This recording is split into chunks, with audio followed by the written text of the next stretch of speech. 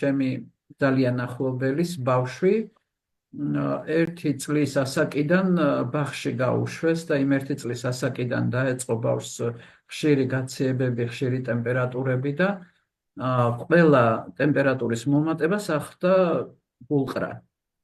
და ეს გულყრა იყო, აი თვეში 2-ჯერ, 3-ჯერ შეიძლებოდა, გაუშვებდნენ ბაღში, მოვიდოდა სახლში, დაემართებოდა სიცხე, დაემართებოდა გულყრა.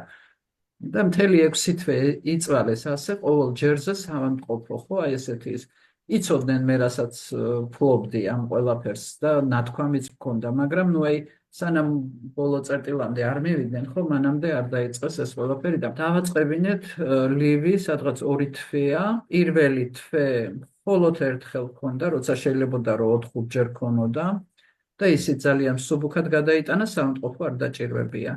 მეორე თვეა საერთოდ არ მოსვლია. ახლა უკვე მესამე თვეა რაც ღებულობს და ძალიან კარგი მდგომარეობა გვაქვს და ძალიან მადლიერები არიან.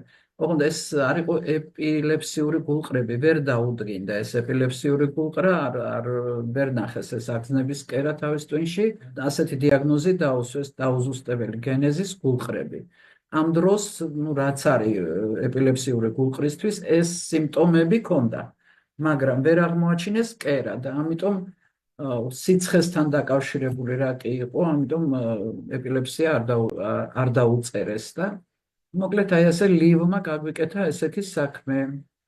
ასე რომ იმ ბავშვებში, ვინც ხშირად ავადმყოფობენ, თუნდაც არ ქონდეთ ახლა გულყრები, ხო, ყველა ბავშვს აუცილებლად ნახევარს ვაძლევდით ამ ლივს.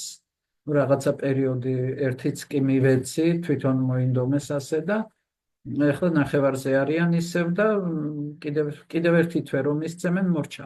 ამით დამთავრდება მათი პრობლემა.